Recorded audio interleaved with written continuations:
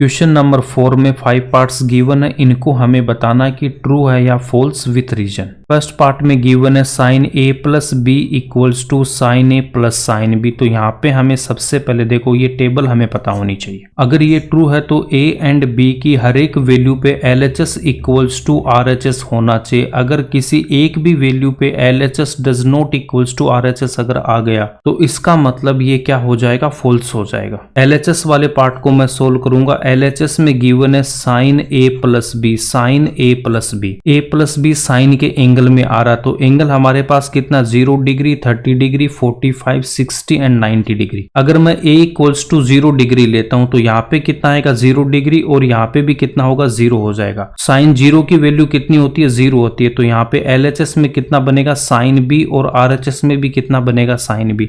A equals to अगर मैं 0 put करता हूं तो LHS वाले पार्ट में कितना बनेगा साइन ए प्लस बी, तो 0 प्लस बी, तो ये किसके इक्वल होगा साइन बी के। RHS में गिवन है sine A plus sine B, तो साइन ए की वैल्यू 0 प्लस उसके बाद में बी को रखा एज इट इज। साइन 0 का मतलब कितना होता है 0, तो इसकी वैल्यू आएगी 0, तो ये किसके इक्वल हो जाएगा साइन बी के। LHS में कितना आ रहा है साइन बी आ रहा है और RHS में कितना आ रहा है साइन बी आ रहा है। ए इक्वल्स टू अगर मैं 0 पुट कर रहा हूं तो LHS में कितना बन रहा है साइन बी और RHS में भी साइन बी बन रहा है। अगर मैं बी की वैल्यू यहाँ पे 30 डिग्री ले रहा हूं या फिर 45 डिग्री, 60 डिग्री या 90 डिग्री, मैं कुछ भी लूं उस पे ये ट्रू होगा। बी की वैल्यू अगर मैंने 45 पुट की तो यहाँ पे भी कितना आएगा 45, तो साइन 45 इक्वल होगा साइन 45 के। 30, 45, 60 और 90 में से आप कुछ भी वैल्यू पुट कर लेना, अगर एक एंगल 0 है तो ये क्या होगा ट्रू होगा।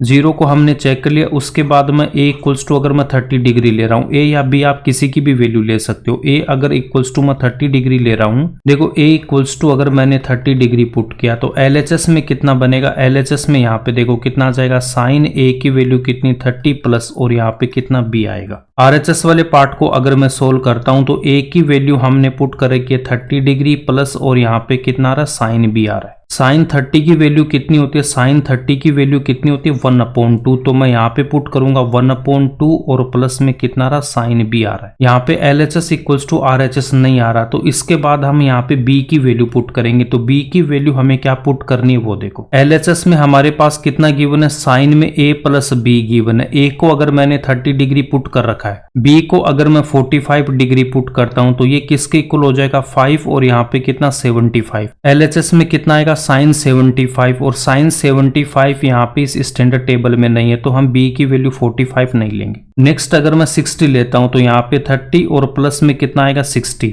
30 प्लस 60 कितना होगा 90 डिग्री, तो 90 यहाँ पे अवेलेबल है। तो देखो साइन 90, तो साइन 90 की वैल्यू कितनी होती है 1 होती है, तो b की वैल्यू मैं क्या ले सकता हूँ यहाँ पे b इक्वल्स टू मैं पुट करूंगा 60 degree, b equals to 60 degree. b की वैल्यू अगर मैं 90 डिग्री पुट करूंगा तो यहाँ पे कितना आएगा देखो 30 प्लस 90, तो ये कितना हो जाएगा 120 और 120 भी यहाँ पे नहीं है, तो इसका मतलब 90 भी नहीं लेंगे। a की वैल्यू हमने यहाँ पे 30 डिग्री ले रखी है एंड b को पुट कर रखा हमने 60 degree. b equals to 60 degree मैं यहाँ पे पुट करूंगा, उसके बाद में यहाँ पे भी हमें b की वैल्यू 60 डिग्री पुट करना है। LHS में कितना आएगा साइन 30 प्लस 60, साइन 30 प्लस 60, तो यहाँ से कितना आएगा साइन 90 और साइन 90 की वैल्यू कितनी होती है 1। RHS वाले पार्ट में कितना आएगा 1/2 को रखूंगा एज इट इज, उसके बाद साइन b, तो यहाँ पे पुट करूंगा sine 60 degree equals to 1/2 plus sine 60 की वैल्यू पुट करूंगा। साइन 60 की वैल्यू कितनी होती है √3/2, साइन 60 की वैल्यू पुट करेंगे कितनी √3/2।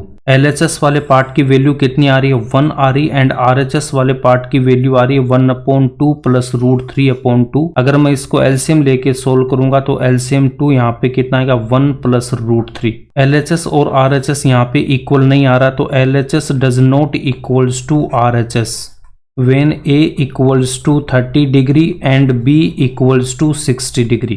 a equals to 30 degree and b equals to 60 degree, या फिर आप इसको क्या बोल सकते हो a equals to 60 डिग्री या फिर b equals to 30 degree. LHS RHS के इक्वल नहीं होगा, इस वैल्यू पे ये फॉल्स हो जाएगा। अगर एक भी वैल्यू पे अगर ये फेल होता तो ओवरऑल इसको हम क्या बोलेंगे फॉल्स स्टेटमेंट। तो फर्स्ट वाला क्या हो जाएगा हमारे पास में फॉल्स या फिर असत्य, फॉल्स या फिर इसको हम क्या बोलेंगे असत्य। तो फर्स्ट वाला क्या हो गया हमारे पास में फॉल्स हो गया। एग्जाम में इसका सॉल्यूशन कैसे लिखना वो मैं बाद में बताऊंगा। पहले जो रिमेनिंग 4 प्रॉब्लम्स है उनको हम डिस्कस करेंगे, उसके बाद इन 5 पार्ट्स का सॉल्यूशन मैं एक साथ आपको बताऊंगा कि एग्जाम में कैसे लिखना है इनको। सेकंड पार्ट में क्या गिवन है, the value of sine theta increases as theta increases. Theta में वृद्धि होने के साथ साइन थीटा के मान में भी वृद्धि होती है। साइन 0 पे कितना 0, उसके बाद में 30 डिग्री पे कितना 1/2 और 90 पे कितना आ रहा 1। 0 से स्टार्ट हो रहा और यहाँ पे 1 आ रहा और 1/2 का मतलब कितना होता है, 1/2 का मतलब होता है 0.5। 0 पे वैल्यू कितनी है इसकी 0, उसके बाद 30 पे कितनी है 1/2 और 90 पे कितनी हो रही है 1 हो रही है। 0 डिग्री पे 0, उसके बाद 30 डिग्री पे कितना 0.5 और 90 पे कितना आ रहा 1 आ रहा। यहाँ पे कितना 0 डिग्री और 30 डिग्री, एंगल 0 से 90 की ओर बढ़ रहा तो वैल्यू भी 0 से 1 की ओर जा रही है। एंगल हमारा इंक्रीज हो रहा तो वैल्यू भी यहाँ पे साइन की क्या हो रही है, इंक्रीज हो रही है। इसका मतलब ये स्टेटमेंट क्या हो जाएगा, ट्रू हो जाएगा। सेकंड स्टेटमेंट क्या होगा आपका, ट्रू होगा या फिर इसको बोलेंगे सत्य है ये।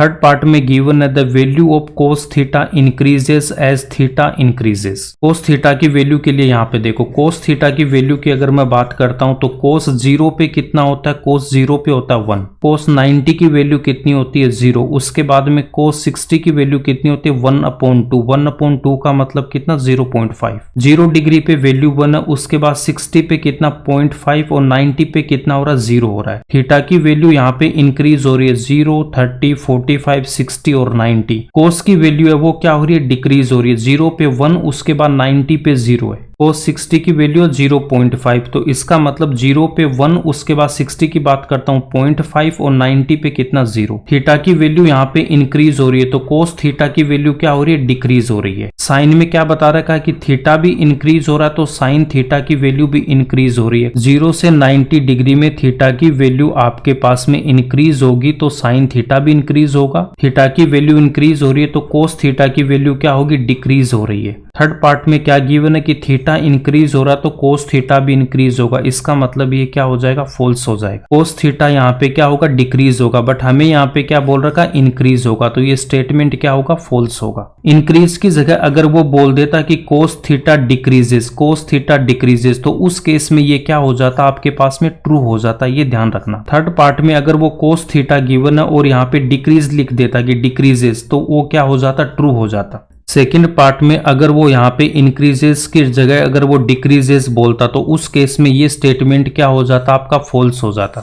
साइन थीटा इंक्रीज होता जब थीटा इंक्रीज होता तो, और कोस थीटा क्या होगा, डिक्रीज होगा जब थीटा इंक्रीज होगा। ये आपको ध्यान में रखना बस। अगर ये 2 पॉइंट आपको ध्यान में, तो उसके बाद वो क्वेश्चन को कैसे ही दे, आपका क्वेश्चन गलत नहीं होगा। फोर्थ पार्ट में गिवन है sine theta equals to cos theta for all values of theta. Theta के सभी मानों पर sine theta equals to cos theta. यहाँ पे देखो साइन थीटा और यहाँ पे कोस थीटा। 0 डिग्री पे वैल्यू कितनी है 0 और 1। 30 डिग्री पे 1/2 √3/2। 45 पे कितना आ रहा 1/√2 और 1/√2। इसका मतलब थीटा की वैल्यू अगर 45 डिग्री है तो साइन थीटा और कोस थीटा की वैल्यू क्या होती है 1/√2। थीटा इक्वल्स टू 45 डिग्री होता तो उस केस में ये स्टेटमेंट क्या होता, हमारा ट्रू होता। 0 डिग्री पे भी इक्वल नहीं है, 30 पे भी नहीं, 60 पे भी देख लो, दोनों की वैल्यू सेम नहीं, और 90 पे भी सेम नहीं है। थीटा की वैल्यू जब 45 डिग्री है उस केस में साइन की वैल्यू भी 1/√2, कोस की वैल्यू भी 1/√2। 45 पे दोनों इक्वल आ रहे हैं, बट यहाँ पे हमें बोला ऑल वैल्यूज पे, ऑल वैल्यूज पे ये इक्वल नहीं है। इसका मतलब ये क्या होगा, फॉल्स होगा। पार्ट हमारा क्या हो जाएगा, फॉल्स हो जाएगा। अगर वो थीटा की वैल्यू 45 बोलता तो ये ट्रू हो जाता। फिफ्थ पार्ट में गिवन है cot A is not defined for A equals to 0 degree. A equals to 0 degree पर कोट ए परिभाषित नहीं है। ए की वैल्यू अगर मैं 0 पुट कर रहा हूं तो यहाँ पे कितना कोट 0, तो कोट 0 की वैल्यू कितनी होती है, कोट 0 पे यहाँ पे दे रखा नॉट डिफाइंड। फिफ्थ वाला क्या हो जाएगा, हमारे पास ट्रू हो जाएगा। अब इसको हमें कैसे सोल्व करना, यहाँ पे देखो कोट थीटा को हम क्या लिखते हैं, कोट थीटा इक्वल्स टू क्या होता है हमारे पास में 1/tan थीटा। एक फॉर्मूला तो ये होता है। दूसरा फॉर्मूला क्या होता है, कोट थीटा इक्वल्स टू मैं लिख सकता हूँ कोस थीटा अपॉन साइन थीटा। तो कोट ए किसके इक्वल होगा, कोट ए इक्वल होगा 1/tan ए के, और ए की वैल्यू हमें कितनी गिवन है 0 डिग्री। कोट 0 इक्वल्स टू कितना हो जाएगा 1/tan 0।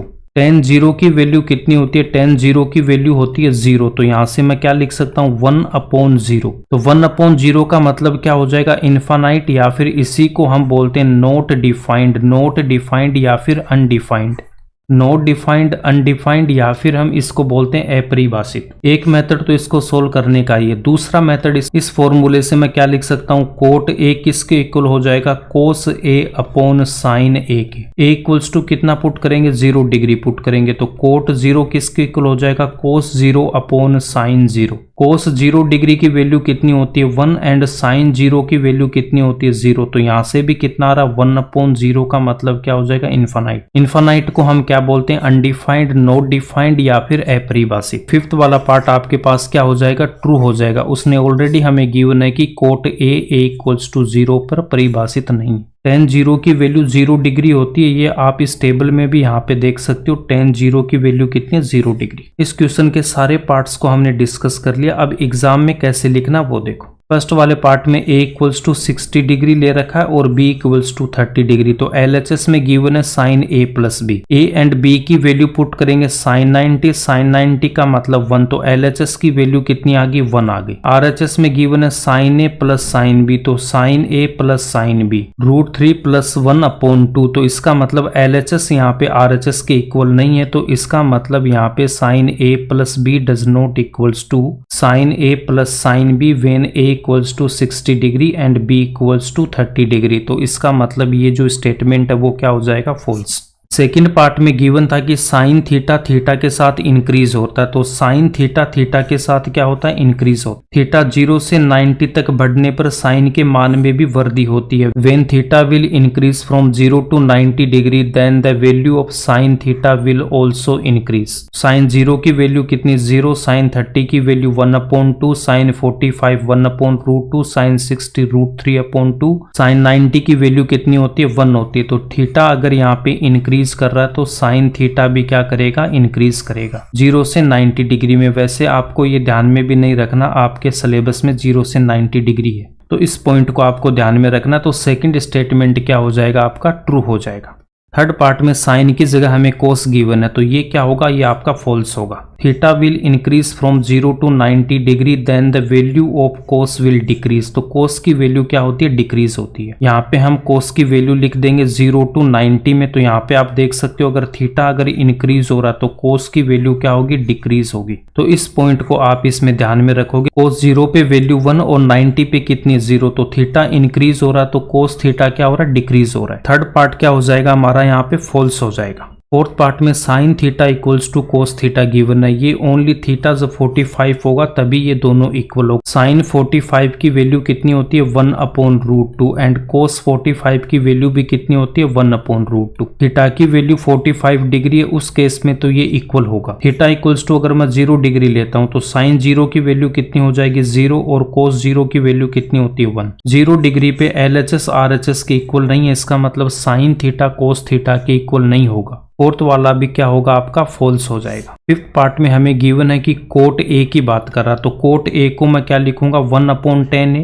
Coat theta equals to 1/10 theta. A की वैल्यू हमें 0 डिग्री गिवन है, तो tan 0 की वैल्यू कितनी होती है? 0 होती है। 1/0 को मैं क्या लिखता हूँ? इनफाइनाइट, इसका मतलब अनडिफाइंड, नॉट डिफाइंड, या फिर अपरिभाषित। Cot theta equals to cos theta upon sine theta भी होता है। यहाँ से cot A equals to cos A upon sine A. A की वैल्यू पुट करेंगे 0 डिग्री, तो कोस 0 अपॉन साइन 0। कोस 0 की वैल्यू 1, साइन 0 की वैल्यू 0। कोट 0 इक्वल्स टू कितना आएगा? 1/0। 1/0 का मतलब क्या हो जाएगा? इनफाइनाइट, इसको बोलूंगा अनडिफाइंड, नॉट डिफाइंड, या अपरिभाषित। ए इक्वल्स टू 0 डिग्री पर कोट ए परिभाषित नहीं है, इसका मतलब ये क्या हो जाएगा? हमारा ट्रू हो जाएगा, और यहीं पे आपका ये क्वेश्चन कंप्लीट होता है।